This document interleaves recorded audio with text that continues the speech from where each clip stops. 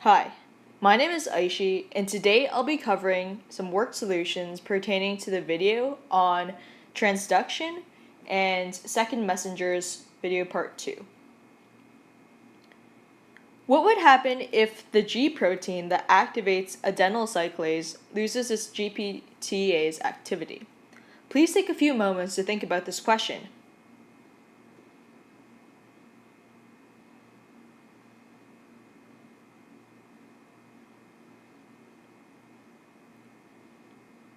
Let's work through this. So first off, what does GTPase do? Well, it converts GTP to GDP and an inorganic phosphate.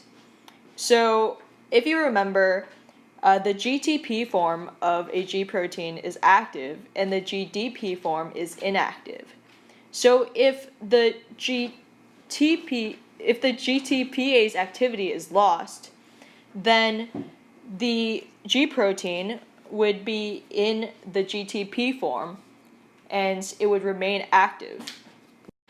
Since we know that this particular G protein is one that activates adenyl cyclase, and since the GTPase activity is lost, and thus this G protein will stay in the GTP active form, then this will continually activate adenyl cyclase, which means that there will be more activated adenyl cyclase in the environment.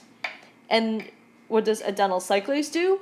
Well, it produces cyclic AMP, so we will have increased levels of cyclic AMP.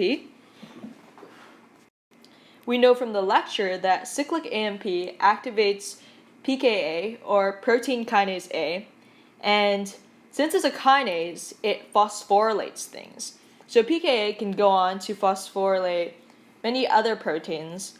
One such protein is CFTR, or cystic fibrosis transmembrane conductance regulator.